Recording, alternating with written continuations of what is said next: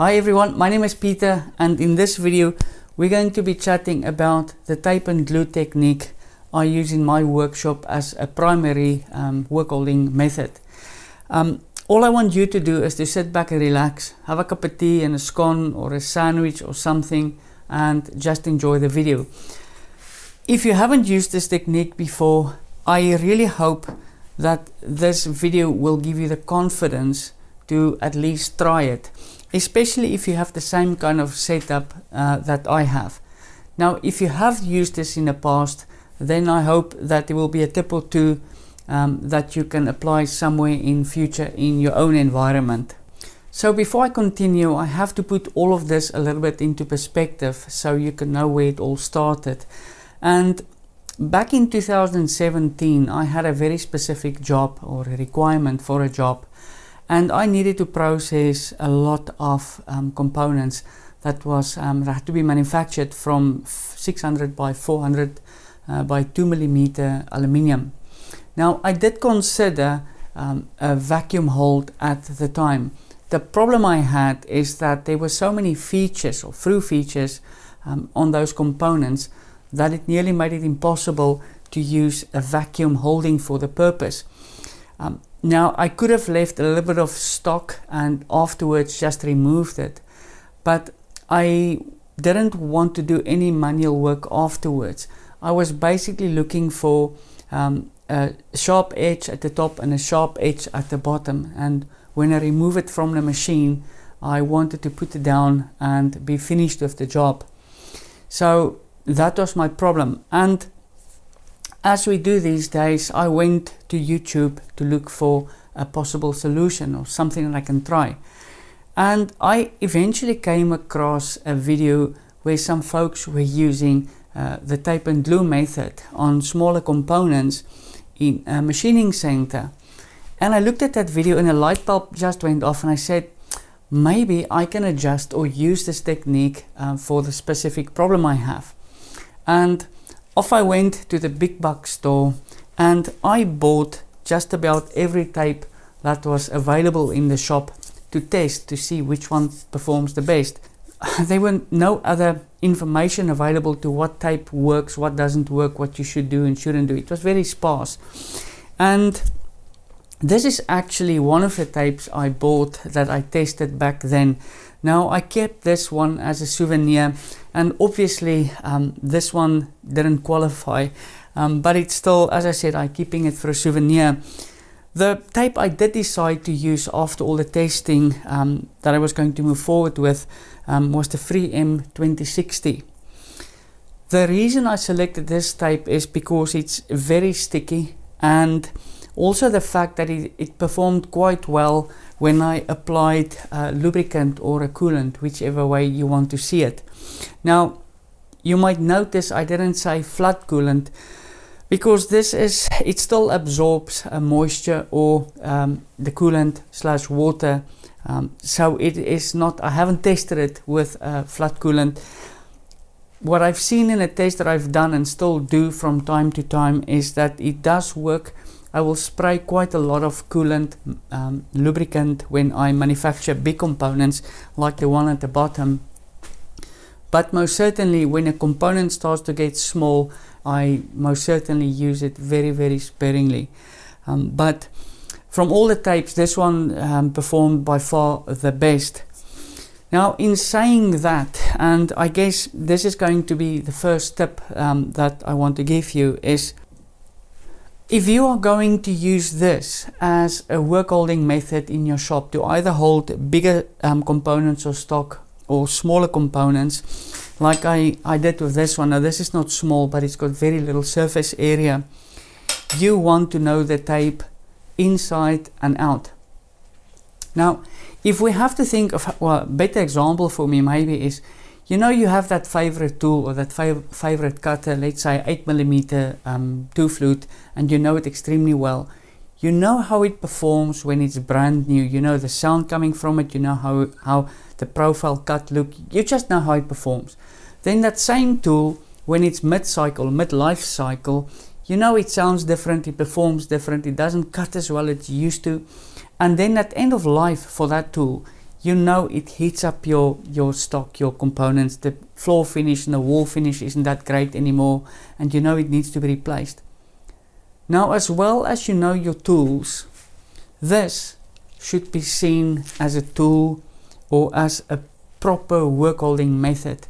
You can't just be looking at this and say it is just tape, I can just smack it down and it's going to work. Unfortunately, if that is what you're expecting from this method, it doesn't really work that way. If you want to explore the capabilities and limitations of this specific method, you have to approach this in a proper way. Get to know where the tape performs the best. You need to know how it performs on certain media, certain stock, aluminiums, in wood, in Teflon, in polycarbonates. You need to know how it performs when you just when you don't burnish the tapes, when you just put the tape on. You need to know how it feels when you peel it off. There's so much benefit when you start to know how the tape performs under certain conditions. Now, I know I've talked a lot about that now, but it is super important. It is the point where this or your stock or your component might contact and it's actually held down. It is, I can't stress it enough, it's very, very important that you get to know your tape and the limitations of the tape so you can do your work better and safer. Now, you might also notice I haven't talked about the CA glue, the two-part glue or the super glue or whatever you want to call it. Now, I know in certain parts of the world they call it something else. I call it CA glue. Now, the reason I didn't mention that is because I've used about 8 or 9 different brands / manufacturers over the years, and I haven't seen any difference between them. Now, the ones that I've used, I'm sure, is medium viscosity, so it's got good open time and it performs well. It's not thick. I never have issues on my Z-axis with my height, so I know that the glue is working perfectly. Now, one thing to keep in mind, and I'm going to mention it here because it's also very, very important. Heat is the enemy of the glue and fluids are the enemy of the tape. So it's all those little nuances, little details that if you use this as a method that you learn over time, and you'll become very, very comfortable with the specific method of holding down your components in your stock. While I'm on the topic of knowing your tape inside and out and under what conditions it performs the best, I have something else that's actually quite interesting that you might not have thought about. I have 2 suppliers when it comes to aluminium, and when I get my stock delivered from the one supplier, this protective sheet, you might have seen me pull it off in some videos, is extremely difficult to peel off. It's very, very sticky. When I get my stock delivered from the other supplier, this comes off very easily.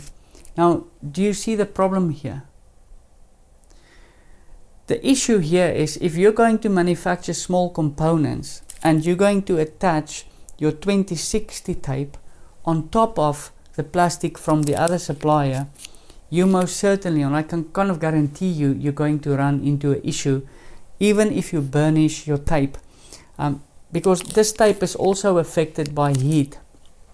So if I manufacture, as a rule, when I manufacture small components, really small components, it doesn't matter where my stock comes from, I always remove the protective sheet. The aluminium itself is already residue free, so I'll just attach my tape directly to the aluminium. If it's a larger component like the one I have at the back, I will not worry too much about removing the protective sheet from the bottom because you have so many glue and tape points. But most certainly when I manufacture small components where it really gets tricky, I remove my plastic sheet. For a little bit larger, I will leave it, but I always burnish my tape on medium to smaller size components. That's why I think it's very important that you also know how your tape sound when you pull it off, where either you've burnished it or you haven't burnished it. And just for interest's sake, you might see there's a kind of a divider line in the middle there, and it's because the bottom portion from there I've actually burnished properly, and the top portion I just lay down and I rubbed with my finger. There's a massive difference of the tape between burnished and not burnished.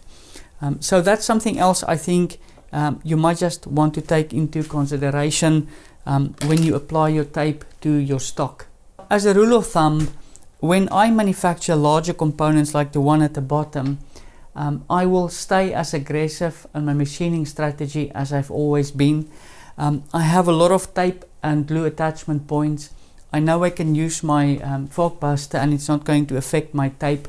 I will keep that basically the way I always machine. When I move to smaller components, real small components, I adjust that quite a lot. So instead of using an 8mm to ramp down on a profile, I'll use something like a 6mm. The heat it generates is a lot less. I also go a lot less aggressive on my ramp down. So instead of 1mm, I'll ramp down at 0.6 What I also sometimes do when I have a lot of components to complete is smaller components.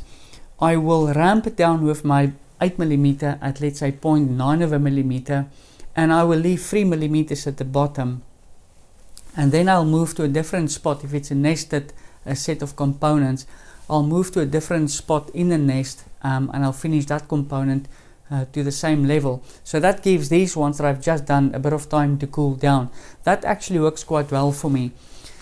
Then instead of finishing those components with 8mm, I'll just do it with a 6mm at the 0.6mm ramp down, which generate basically no heat. And then once that is done, I'll do my spring cut as well with my 6mm single flute. Now I normally leave 0.12 between 0.1 and 0.13 for a spring cut. I've never seen that my spring cut affects the work holding. What I will do is, if I have a rectangle like that, instead of feeding in on your spring cut on the side, on the long side we have more flex, I'll feed up on the side.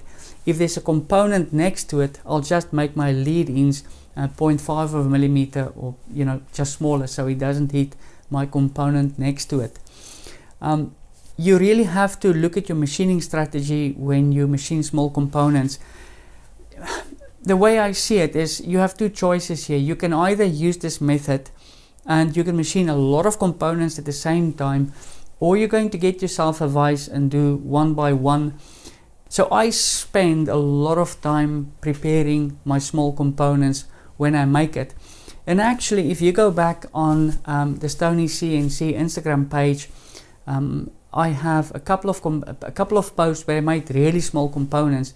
I didn't have one single failure, and there were spots. I actually took a long nose to take out some of the offcuts that I have that was still there, and they were extremely small. So you can really use this method so well if you just pay attention and know the whole process extremely well. Now, the one thing I did forget to mention, now I'm thinking of it, is offcuts. It is actually very important. You know, in a corner, when let's say you cut out a square but you have a fillet on the end, and you have that little portion, that triangle on the end that always flies everywhere. What I normally do is, when I prepare my stock, I look at my CAD file and I see approximately where that loose pieces of stock is going to be, and I make sure that I apply enough glue in that area. And as a general rule, when I manufacture smaller components like in a nest, I will make sure that I spread my glue evenly and everywhere. That's about as much as I can fit into one video in relation to the tape and glue work holding method. Now, I am 100% sure I missed so many things that you might be curious of. What I see as normal, and it doesn't mean anything, might be very important to you. So I would like to ask you a favor, is please, if you have any questions, ask it in the comments below. If there's enough questions, I will make a follow-up video to answer those. Then the second thing, it took me a very long time to make this video, and there's a simple explanation for that. I've been posting videos on a Stony CNC Instagram page for 3 years, and I wanted this video to be evidence-based. I, in good conscience, can't stand in front of you telling you that the method works flawlessly when I haven't done it myself. I have evidence to show that I can machine large components, small components, make soft jaws of it. It works flawlessly if you pay attention.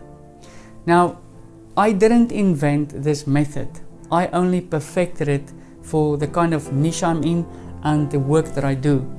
If my work was shoddy, I wouldn't have customers.